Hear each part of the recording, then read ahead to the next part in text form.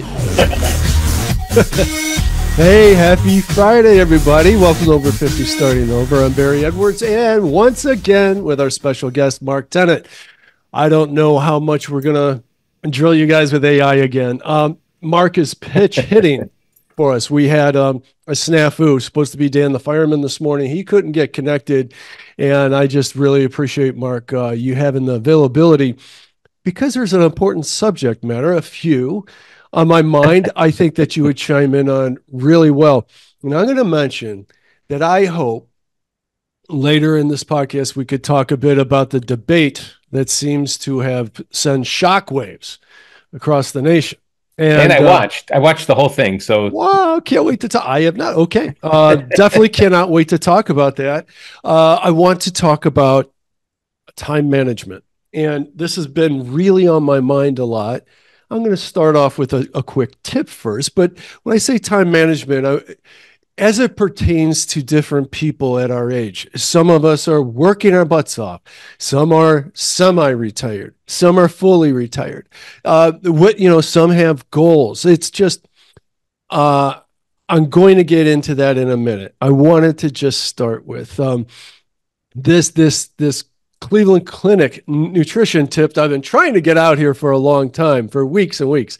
Right. Just hasn't really made the cut, but it's a good one. I like it because it's about avocados, and I love avocados. And I do too. I know you do as well. How do you like them most? Is guacamole or chopped up in a salad or anyway? I had a salad yesterday and with no dressing and put chopped avocado in it. It really makes it nice and creamy with your greens. It complements all of the other vegetables that are in the salad as well. And I had a bunch of them yesterday. It was wonderful. Yeah. But I like it anyway. Guacamole, I like it on toast. On toast. Name it, I eat it.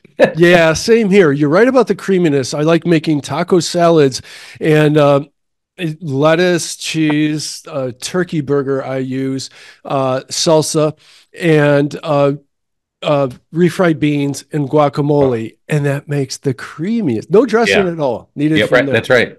Oh, it's so good and very healthy for you. So I wanted to say in this nutrition email that I got, researchers reviewed 129 studies on the fruit. Yes, it's a fruit.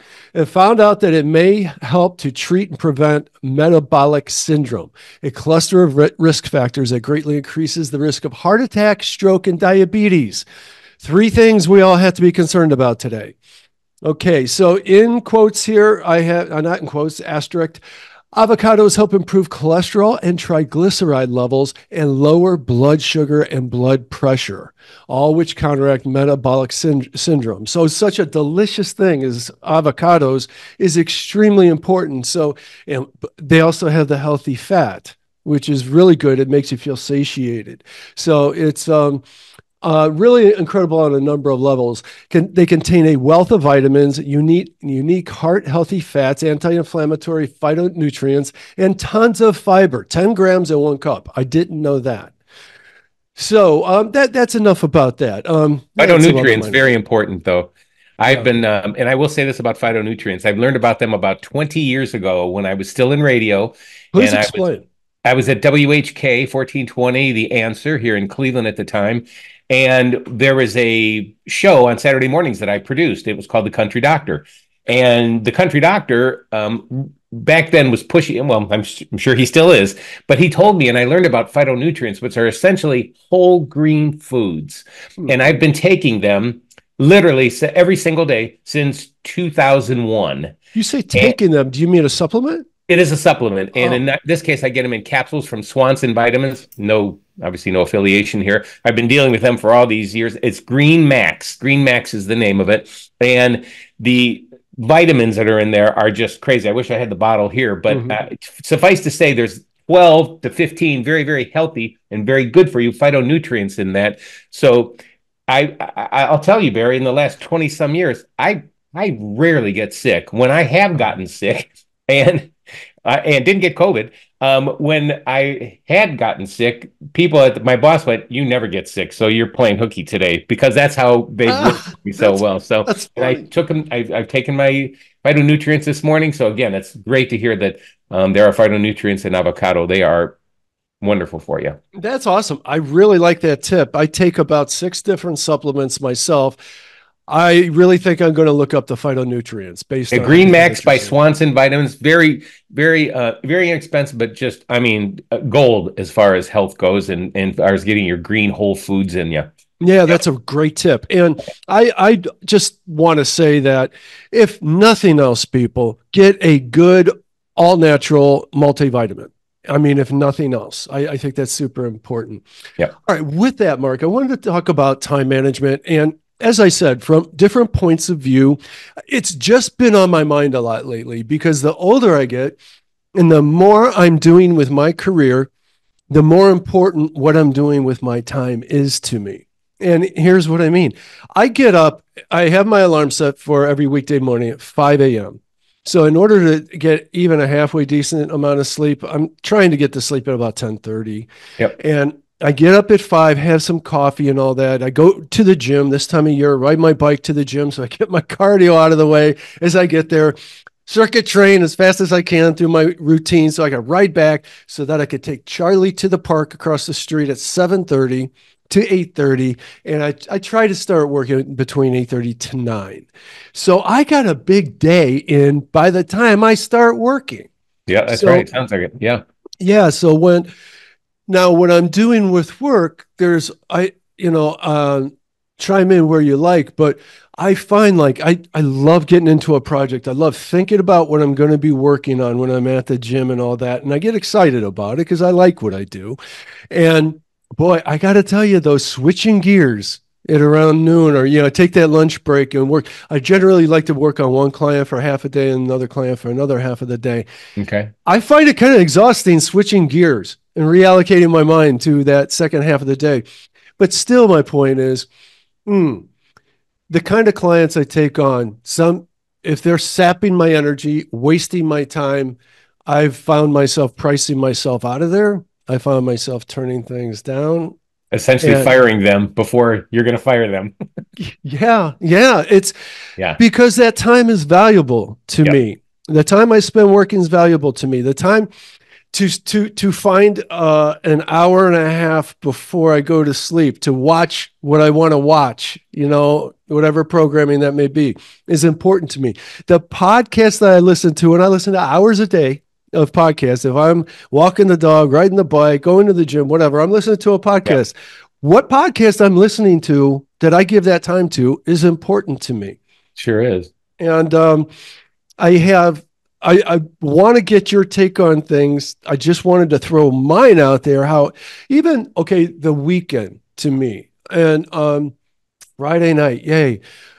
It's recharging my batteries time. Yeah. That's important to me. Yeah. I know. Okay.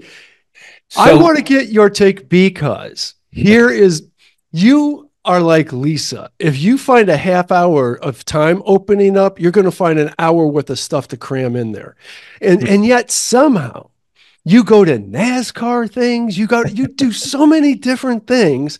And I'm always like, how does he find time to do that? You are so busy. Tell me about your time management. well, actually, for the last 10 years or so, I've actually done the framework of one of our founding fathers, Benjamin Franklin, and you are too. You're doing it too, my friend.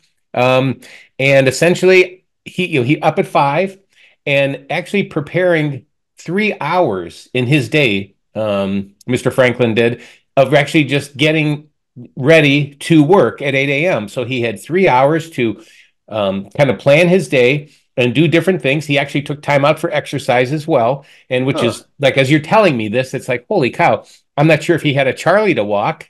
Right. But maybe he did do a little bit. His exercise might have been just walking or taking a stroll or something like that. But he mentions exercises. Then he worked from 8 till noon. He took an hour off for lunch. And then to recharge his batteries and so forth. Excuse me, sir. I'm just going to mute my phone here. Oh, yeah. Sorry about that. Yeah, no, that's quite all right. And so during the lunch hour, took time to recharge his batteries, eat, have something to eat, and then back at 1 o'clock. And then he worked essentially until 4 or 5. And then at 6 o'clock to his bedtime at around 9:30 or 10, he did pretty much did what you did, wound down, read a little. He read a lot, and I imagine a lot of people did. Hey, there was no boob tube, really. Right, There were right. no phones, so They read a he lot. really used his time well, and then went to bed, and then started it all over again. And he did that Monday through Friday. And I'm kind of the same as you. I am up at 5 because of my full-time job, and then actually my other two full-time jobs. I So know. I have See? 3 full-time jobs just about. So I kind of do the same thing. At 5, I'm up. I do I every single day I do 40 to 50 push-ups within 5 minutes after I'm out of the bed, and Really? every single day. And it's nice because once I do that, it's like, well, I'm awake. I bet. And then I start my day. I take a shower, get ready to work 3 times a week. I actually drive to the office. Twice a week, I'm at home, which is nice, Mondays and Fridays. But when I drive to the office, a little bit different because I get there by 7 o'clock. And normally, if I'm home, I usually start working 7:30, 8 o'clock, and then kind of parse out my day from there. But as far as the time management thing goes, there's a few things that I've been doing. At one point, I said, if it's not on my calendar, it doesn't exist. Well, you have to kind of adjust for that for different things. So for Yeah. me, depending upon my day, I develop e-learning courses, and a lot of times I have maybe a couple I'm working on at a time, and maybe a video project or something else. So I do divide my day up amongst those tasks, but depends the one that's usually the most pressing, or if I'm getting, I don't want to say the most pressure because I never get pressure, but when somebody says, "Hey, we really need this done by a certain time," and if there's more than one day involved at work, I'll actually look at my calendar and actually block out time for that particular task, in this case, course. Mhm. And then I just kind of dedicate it to that.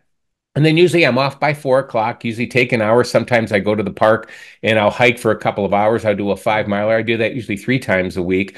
And then come home and maybe have a little bit to eat. And then in the evening, up till, well, we will say maybe 6:30 to 10, 7 o'clock till 10. Mhm. I do my other things that I do, a lot of the AI work and a lot of talking with people and those types of things, and drumming up business, that kind of a thing, and reaching out to folks. So very busy with those things. Weekends is when I have time to kind of do what I like. I hike a little bit more, and then the thing with me on the weekend, yard work. I have to do yard work, so and I've got to mow, and that's great to be able to sit on the tractor. Yeah. And I have about 2 acres to mow. And so it usually takes me about an hour and a half. And I listen to podcasts, and I actually think about the week and maybe some of the things I can do on the weekends because I tend to work, 5 or 6 hours a day on the weekends. So Mm. that's kind of Jeez. my routine with time, and just keeping up with, what I have to keep up with. And I sometimes you have go, there's never enough questions. hours in a day, Yeah. but you do your best. And I try to get to bed by 10, to sleep by 10:30 every day. That's a busy day. There's a lot of Yeah. structure there. The questions I have for you, like your secret sauce seems to me to always have been you really enjoy what you do. And I've known you through a lot of different career shifts. Right. And now my phone. But you literally seem to enjoy every day. Like stress doesn't seem to get to you. I'm guessing I don't want to put words in your mouth. You don't seem to take on stress in spite of how busy you are, in spite of how challenging all the different things that you used to be the tech guy at Case. Now, I would think that you would have some really stressful days and problems. Everything seems to roll off your back.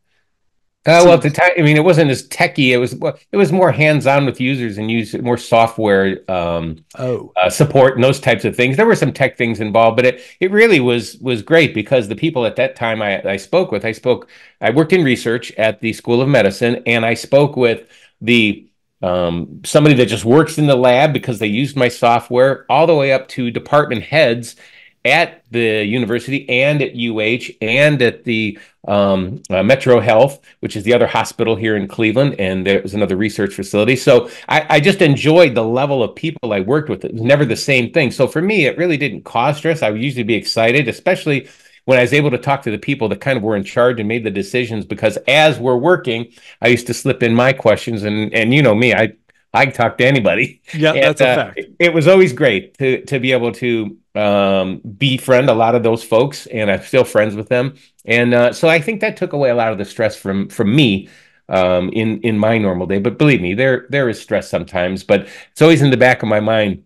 That stuff will kill you if you let it get to you. I don't care how healthy you are. So try to keep it at a minimum. Yeah, that's really awesome. And you made me think of something like, okay, I think the secret to your success then, meaning maintaining your happiness and your mental health and reducing stress, is your extroversion. Isn't Mm, that correct? Probably, yeah.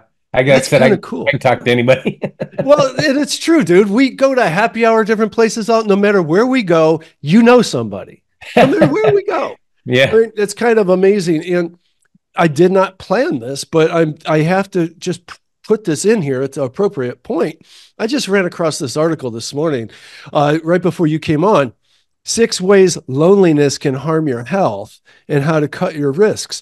So, I mean, this is like the counterpoint to what I just said about you. You're so extroverted. You love people. You could talk to anybody, and that makes for a happy day for you, a fulfilled life.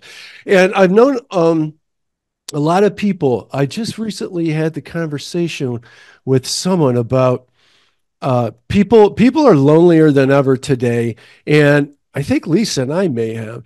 And women seem to handle living alone better than men. I I, think. that's probably right. I think my mother handled it better, and my father died in '99, and my mother just passed away in 2021. But between that time, I think she handled that better than my father would have if the roles would have been reversed. So I agree Mhm. with you there. I agree too, because I think what I said is we're kind of like the tools in society. I don't mean that in a derogatory sense. I mean, literally, we build the infrastructure, we build things. And before this society got so complicated, we were building houses in the cities and everything, all the infrastructure. Yeah, And women build the homes for a large part. And I mean, literally, when I lived on my own, my house was my house. But when I live with Lisa, that's a home. I mean, she yeah, makes everything a home, and it's a high great. level of maintenance and men on their own. I think we just get too self-destructive, and Yeah. yeah, we need to be put in line. Women supply the life, and we're just like I said, we're just kind of utilitarian. Anyways, this Can says, I, go I'm, ahead. well, when you're done, can I interject something with this as well? Because it has something to do with loneliness. But go ahead. Okay, sure. Because I'm just going to breeze through this and hit the highlights. I wasn't planning on even talking about it, but it says that social disconnection shorten lives by as much smoking as 15 cigarettes a day. Strange worded sentence, but loneliness can be like smoking 15 cigarettes a Disconnection. day. Gotcha. And so here are the 6 things that it's accounted for. Here are 6 health risks that people who are chronically lonely or isolated face. That's 1, premature death. Now, I think that that's kind of more of an umbrella for the rest of these because, well, heart disease and stroke is number 2. So uh, cardiovascular health seems to suffer. Let's see, social relationships face a 29% increased risk of heart disease, 32% increased risk of stroke, according to data from 16 studies. Number 3, diabetes. And if you ask me, diabetes comes hand in hand with loneliness. You're going to eat more crap. I Yeah. think you're just not taking care of yourself the same. So And that much more goes, processed foods now than there were when we were growing up. oh God, that's such a big thing. Yeah. Our friend of the show, Dominic Zenicola, and I have been talking about doing a special on Ozempic. We've been batting it back and forth. He is preparing a very pro Ozempic article, and I've been doing some studying up on it, and we're about to see a whole lot of side effects. You don't take a prescription drug that's a mental inhibitor without having side effects. So, anyways, I agree. the point there is, and Lisa and I also had this conversation, is our food industry is so corrupt and Oh, complicit with the drug industry, and they just allow the food industry to pump poison out there, as you said, highly processed chemicals and additives into our food that people get addicted to all this horrible crap, the sugar. Anyways, number 4 is infections, and because it shows that loneliness makes our immune system weaker. So there's an increase in infections. It's kind of gross. This was kind of like a no-brainer, but cognitive decline and dementia. Dude, we are in our families facing epidemic of dementia here on a personal level here, and it's not fun. I mean, Oh, I used to went through not it. even know what it really was. Yeah. Now I'm all too familiar with it, and it's awful. And number six is depression and anxiety. And I think that that is a no brainer. Of course, that comes hand in hand with loneliness. And so I am someone, I'm more, believe it or not, more introverted, and I will tend to find myself spending gobs of time and days more alone. And then here I've gone through periods of bouts of depression. And I always say, I never see that it was depression until I'm coming out of it and I look back and I go, shit, that was kind of dark. Anyways, I appreciate people like you that never have that problem. I Oh, think, well. come on, man. I think you got the secret sauce to life, and that you marry your work with the personal part of it. And I, go ahead. well, I kind of wanted to comment on that article that you were just talking about because it harkens back to something very near and dear to me and something I could talk all day about. And you know what that is? It's AI. generative artificial intelligence. Now, this can help folks that are lonely so much, especially elderly. And this could take care of points 5 and 6, which I believe were depression and anxiety. Yes. Were the two. Yeah. And this also makes people healthier. It also can make their diets better. It also, and what I'm talking about is creating your own friend, your own coach, your own AI person that you can, and when I say person, voice in this case on ChatGPT, because it can assume the role of anything, ChatGPT, Claude, any of the other large language model platforms. And you can even use the free version to do this on either of those. And what's nice about it, especially for elderly folks, and there are a lot of elderly folks who are tech savvy. In other words, they've got phones, they've got tablets, and those kinds of things. Mm-hmm. Let's turn those tools into something really positive. When you're feeling down, you could always go right to ChatGPT and your coach, your life coach, and you could say, "Hey, I'm experiencing maybe a little bit of loneliness today. Let's talk about something, and this interests me." And it will actually have that conversation with you. And after a while, even though it is artificial intelligence, and even though it's a large language model essentially talking to you, the voices are soothing. There's 4 or 5 different voices you could choose from, and the ability for that coach to solve life problems, to solve health problems. If you're thinking, hey, maybe I'm eating too much crap, I've got these boxes of macaroni and things, maybe I should be able to do something a little bit more healthier. What can I do? Well, ask it for a recipe. Ask it for something to take for foods that help with depression, foods that help with diabetes, foods that help with maybe you want to lose some weight.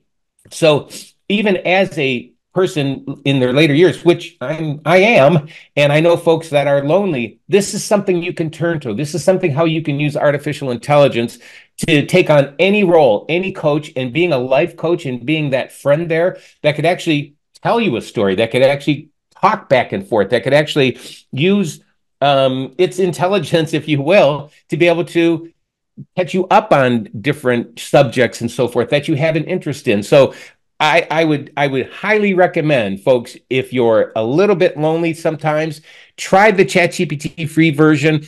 And if you need any more, you can hit me up, mark@marktenet.net. I can help you with a little bit, a couple prompts I can send you that will put you on your way and help you with that loneliness. And I've been trying to actually talk to some of the community leaders here in Lake County and even Cuyahoga and Geauga County. They're pushing back a little bit, but some of them are coming around. So hopefully, we can do something and help some of these folks that are lonely and depressed, and then could have all those ramifications that you spoke about a little bit earlier. You know what? I think that's excellent advice. Really excellent. Let's go just one step further, because a couple of weeks ago when you were on here, you were talking to your phone, you were having a conversation with AI. What app was that?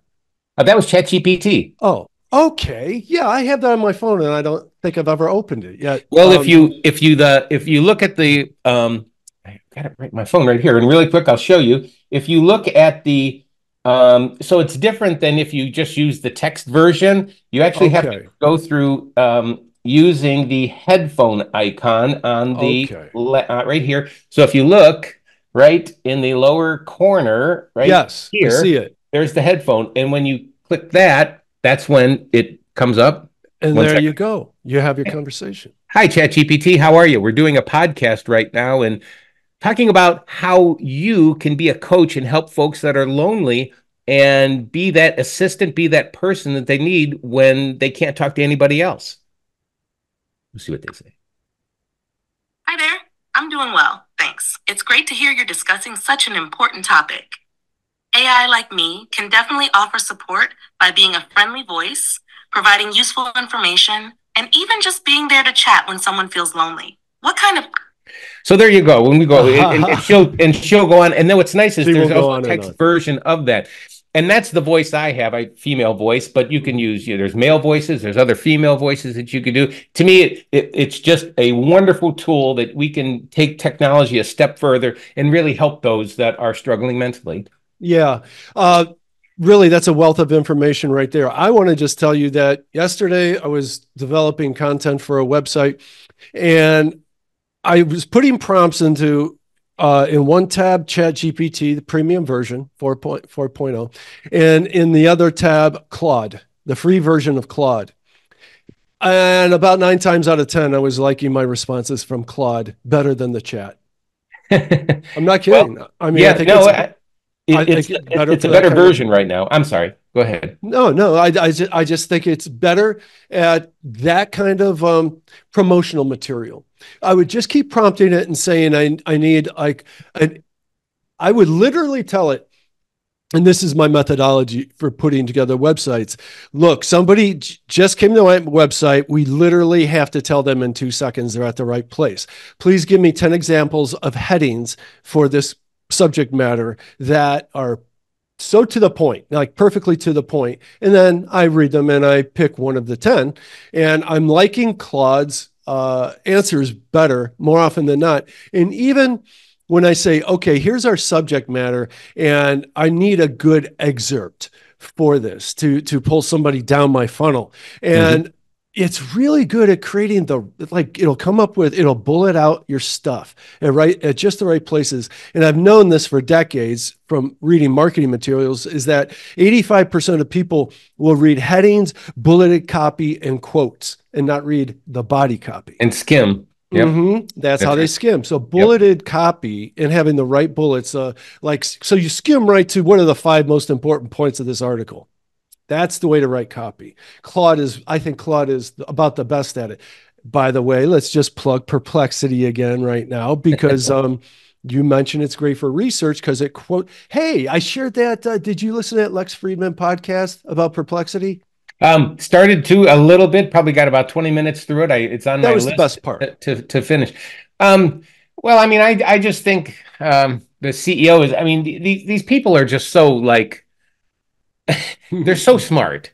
Yeah. And a lot of these things you have to listen to a couple of times. So I'm just kind of tuning into how this, and I forgot the gentleman's name. I'm sorry. I do know some of the investors behind Perplexity, but as far as the CEO goes, this is the first time I'd had exposure to him, thanks to you. But to me, it's just they're so heady. They're so they think in different ways than we do. Like that's funny that you'd say that because I always say you think like an engineer.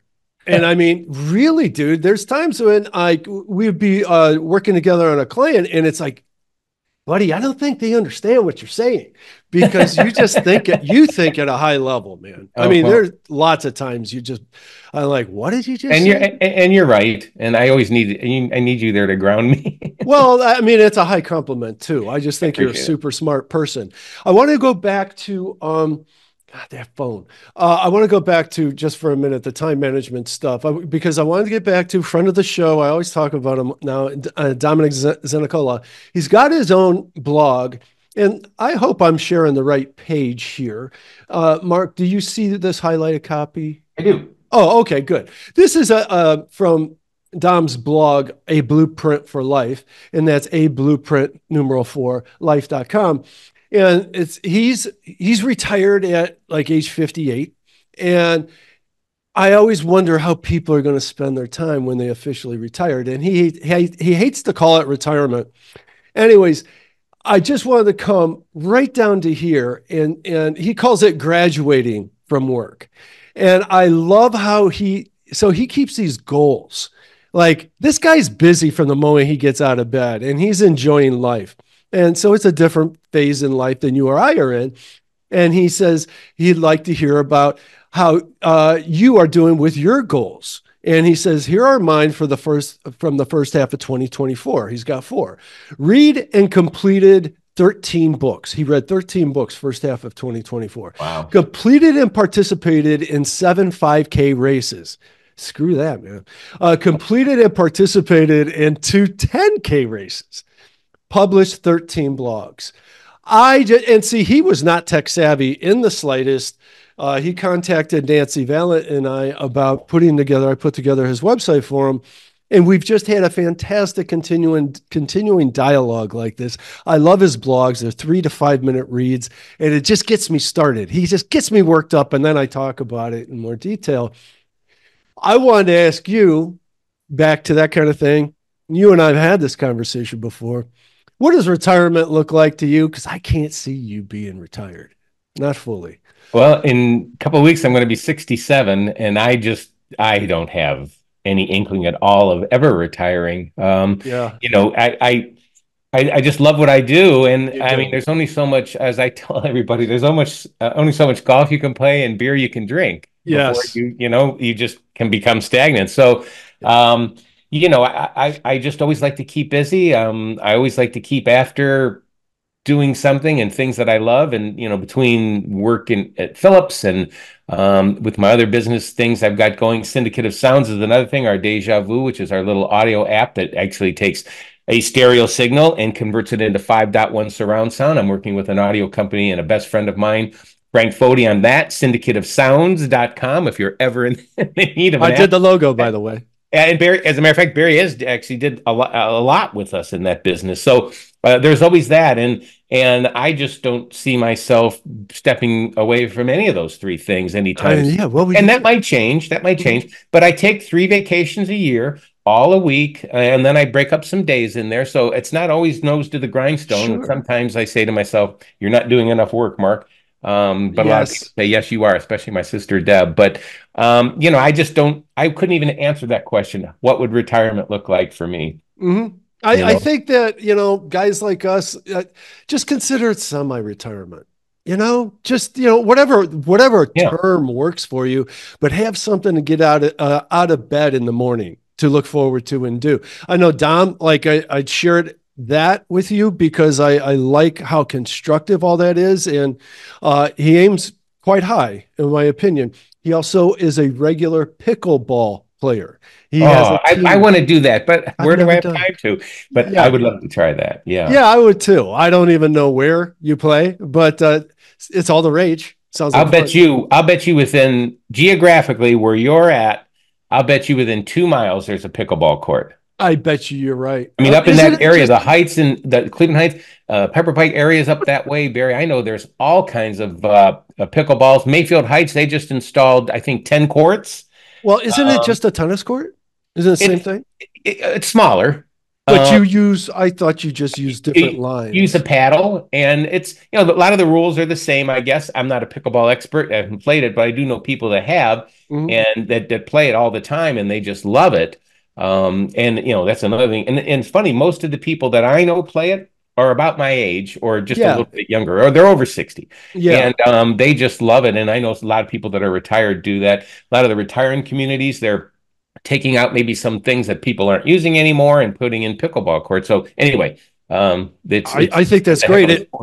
Fantastic exercise. Exercise is so important to everything. And, you know, Jordan Peterson, I mentioned this several times in this podcast. Jordan Peterson has said many times, the single most important thing you can do for yourself cognitively is good exercise. Good regular exercise. So it's really important. Hey, if all you can do is walk, walking is great. It's fantastic. Great for you. Clear your head as well. Get out in nature. So, do that. If God forbid something happened to my legs, I know at the gym they have this thing where it's like pedaling with your hands. I would do that happily. So it's very important. And being outside is really, I tell you, there's so many metro parks here in the Cleveland area. I know that people are all over the world listening, and I'm sure there are parks in many of the areas or wooded areas or places that you just get out and find a place to walk up against a river, a lake, if you're lucky enough to live on an ocean, those types of things. I mean, the mountain air, just getting the air and getting the body and getting moving is just, I mean, that's 3/4 of the battle right there. Dude, that's meditation right there. That just unwinds your mind, gets you back. I mean, having your feet on the ground, on the earth, it just all means a lot. It's really important. With that, I'm trying to rush along just because we've been going through a lot here, and I wanted to get to the debate. I'll tell you what, Mark, I didn't see any of it. But I woke up to the headlines, and this has struck the fear right into the heart of the country. As if this was a surprise, as if Biden's horrible performance was a surprise to anybody. It's just amazing to me. Now, what's really amazing to me is that Trump accepted taking a debate with CNN, controlling the whole thing, and then allowing there to not be a drug test. Because we all know that, Biden had the bar set so low for himself that they were just hoping that he had just if he could make it through the debate without any serious gaps or anything like that, they consider it a huge success. And you tell me how you think it went. Well, I watched it from start to finish, and I even watched commentary on both Fox and CNN. And I'll tell you, and they were saying minute 8, I guess, is where everything kind of went sideways, if you will, for the president.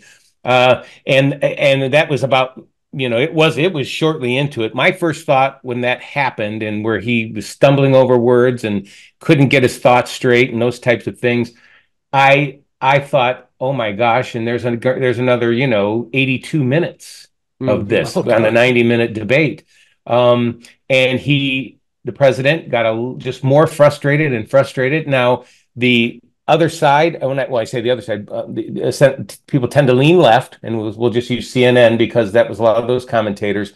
They certainly acknowledged it, and I have to tell you, the two moderators, Jake Tapper and not Dana, her last name is Lash, I think. I forgot her name, but they're both CNN commentators, which people tend to think they're lean left more than they lean right. Yes, they do. Especially Jake Tapper, who in the past has I'll put it this way, he just did not like former President Trump and still doesn't. But they did a very good job of no editorial comments. I think they kept it going really well. I was actually happily surprised because I wasn't sure what was going to happen, just knowing the background of those two commentators or journalists or whatever they call themselves.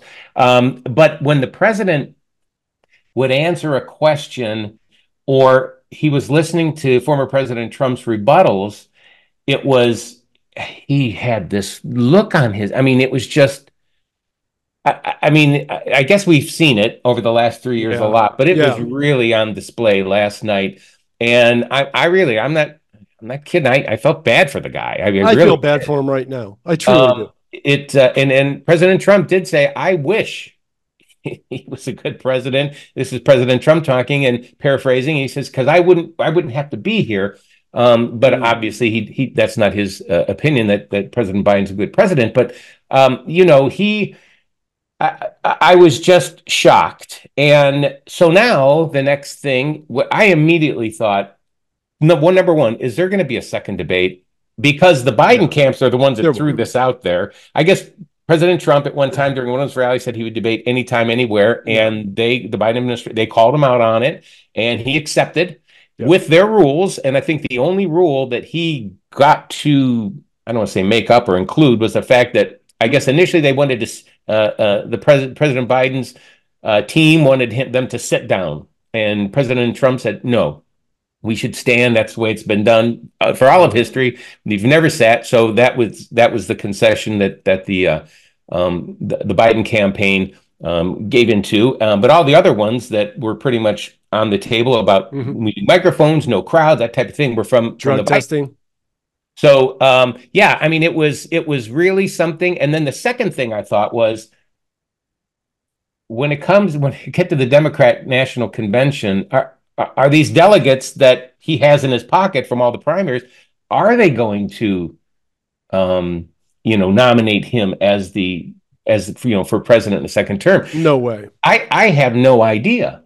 And Dude, if they don't, who are they going to nominate? Now, John Ossoff. Here's the other thing. You can't get on ballots now that late. Is that right?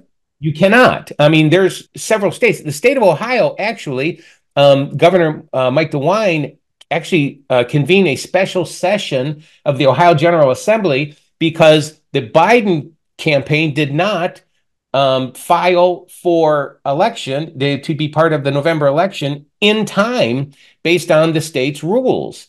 And they actually created a special session of the Ohio General Assembly to make sure that yes, they dispensation, and said yes, they can apply, and we'll have President Biden's name on the ballot. But there are many other states, if not all of them, that have deadlines, and some of those states are going to say no, some will say yes.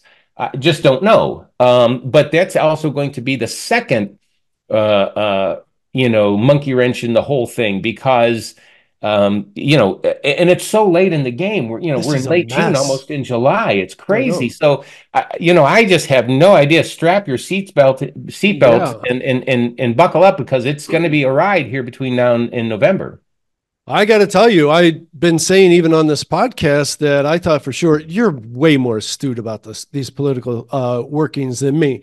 I thought for sure that they did this early debate, like saying to the whole Biden camp, it's now or never, dude. You better show up, because we're going to replace you. But you're saying that it doesn't seem legally possible, correct? When I say legally, I'm just saying based on the rules that a lot of states have, because the states control the elections in their state. And as I said, with the state of Ohio, and because we live in Ohio, and I'm a little kind of pay attention to what's going on, and it was in the news. I mean, it was pretty big stuff when Governor DeWine brought together the General Assembly in a special session to make sure that the president was on the ballot, because his campaign, I don't know how you can do this, but they missed the deadline for filing for the general election. Jeez. And to me, I mean, who does that obviously can't go to the president. He's running the country. He has people for that. I just can't believe. And it was the case in a couple other states too as well, but I know here in Ohio it was that. But now, if they do replace the president on the Democratic side, what are they going to do with the states? I mean, there'll be it'll just be a mess. It's totally. I don't know what other word to say. So, as I said, buckle up. We're in for something between now and November. Based on what you're saying, it almost looks like we're getting Trump as president by default, because of the mess that they have made our political system, turned our political system into. I remember, I've mentioned this several times on this podcast, I'm a huge fan of Tulsi Gabbard. I would have voted for her for president. I think it was 2016, but the Dems would not back her. They put Hillary in there instead because she's deep state friendly, and Tulsi is not. I mean, she's very independent minded and a super smart person with a lot of character. I just would have loved, but she said that after the Ross Perot scare way back then, that both political parties, they have made the rules as such that you really, a third party just has, well, you see that RFK Jr. was not in that debate. He had I don't know if you know this, he had his own debate at the same time that was televised. And frankly, I might vote for him. I like everything about him except his stance on war. He's still like, I am just anti-war, anti-deep state. That's just me. I just don't like seeing us getting bled dry just to kill people. And he's still he's behind that stuff to an extent. But my point is, dude, I got this from Dave Smith, comedian, a political guy, huge political guy, head of the Libertarian Party for the most part, spokesperson.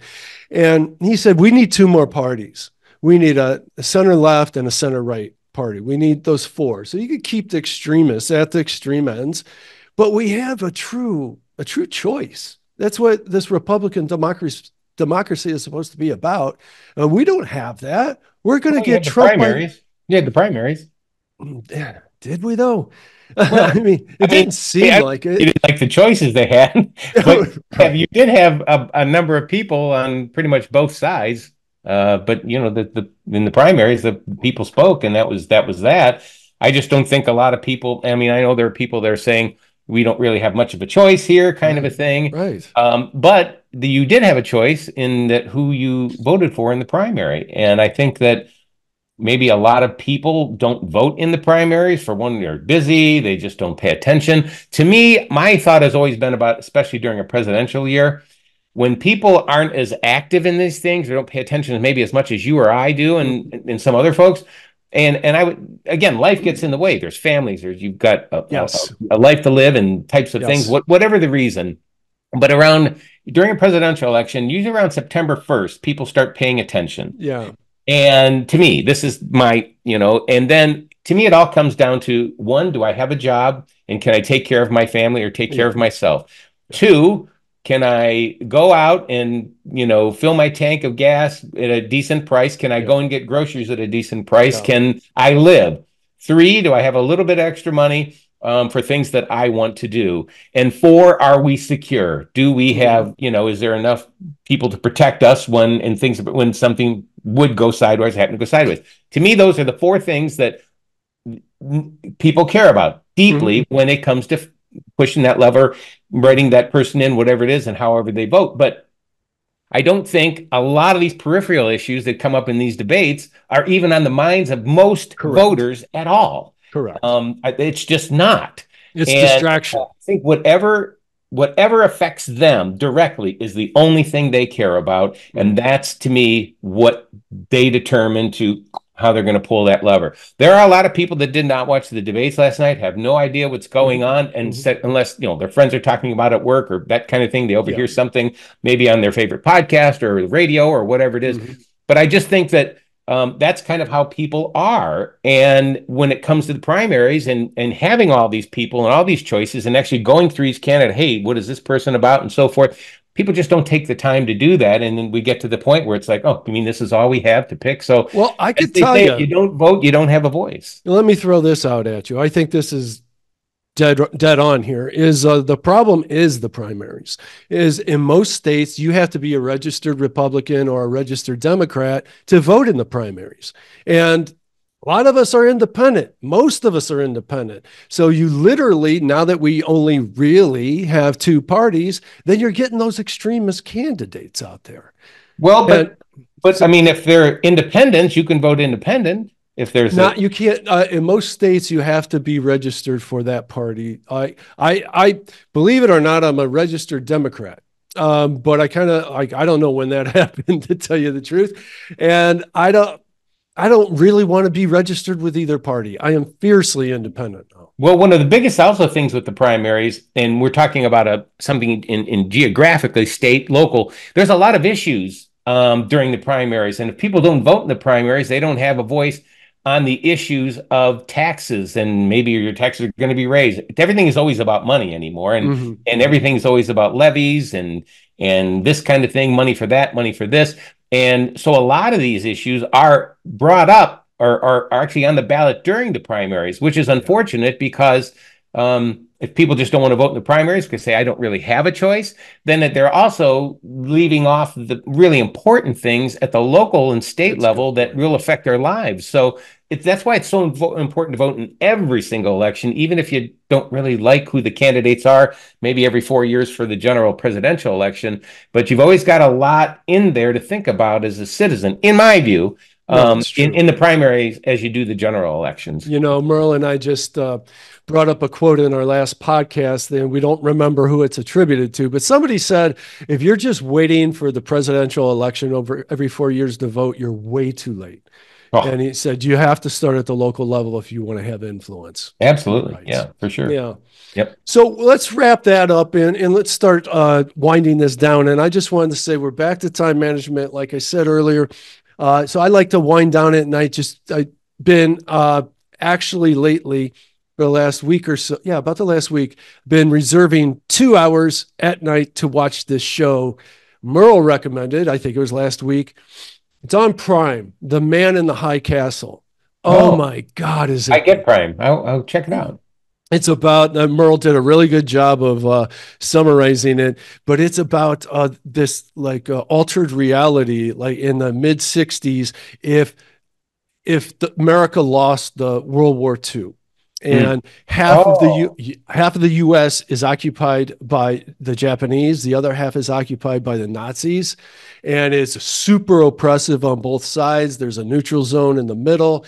It's wild, man, and it's all about like there are these films that are being smuggled and by the resistance, and it's showing an alternate reality where America actually won the war. And somehow there's this secret to this multiple dimensions thing that can change the course. And it's really well done. Like, I mean, production wise and the writing and everything, it's riveting. Merle says he's going on season 4 right now. And I never hadn't even heard of it. Me either. I can't believe I haven't heard of it. It's so good. I mean, I'm binging it. I am hooked. I can't wait till tonight to start watching it again. Have you been watching anything good? Well, in Prime, I watched the Jack Ryan. I love the guy who plays Jack Ryan. Mm-hmm. You know, I've been following it since Alec Baldwin was the very first Jack Ryan in Hunt for Red October, and then of course going through the series of being Harrison Ford was Jack Ryan, and then this new version is just wonderful on Prime. But yeah, I mean, I was actually I loved the Arnold Schwarzenegger series that was called FUBAR that is on Netflix, I believe. It is this? Really good. Is it something new? They had to see the season 1 just ended maybe earlier this year. But what it's about is Arnold is a retiring CIA, you guess CIA or whatever operative, and he's undercover, been great at what he does. And this is all in, so I'm not spoiling this for anybody. This is all in the trailer if you watched it. So, but they ask him back for one more job, of course. And he has to go back into, and it's I think down in South America as an informant. You know, he's a CIA guy, but working for a drug lord in some way. And of course, there's always one person within that they don't trust him and that kind of thing. Well, he makes his way back in, so he gets back to down in South America somewhere. There's a big plantation, and they says, "Oh, how are you doing?" They said, "Oh, we're doing good. We find ways to occupy ourselves, and everybody lives there, and everybody that does works for the cartel, and everything is all right there." And so to blow off a little steam, people do box, and they bet on it. And so they walk up to the ring, and they say, "Oh, we've got this female now who is just, kicking everybody's rear end," and goes up there, and this female is just whipping this guy's butt. Turns around, and it's Arnold's daughter, and she actually is an undercover CIA agent that he didn't know about her. She didn't know about him until this point. That's like a twist on Mr. and Mrs. Smith. I guess. Kind of. Yeah. And it's really good. And then there's 8 episodes in the first season, and they leave it open for the second. And I understand they are going to do a second. So I enjoyed that quite a bit. That's a great share. I had no idea about that. Arnold's pretty freaking old. Yeah. Yeah. And he does a good job in this. It's very entertaining, very funny. And then there's this other one. It's called Sandra Oh is in it. It's called Killing Eve, I think it's called. I've heard of that. And it's really good too. So, and those are the 2 things I've been watching. So. Well, I really appreciate that. With that, let's wind this up. Got to get this thing out and get on with the day. But good shares, Mark. I really appreciate it. Love when you come on the show. Thanks for having me on. Thank you. Yeah, really appreciate it. Have a great weekend, and hope to talk to you soon, everybody. All right, man. Take care.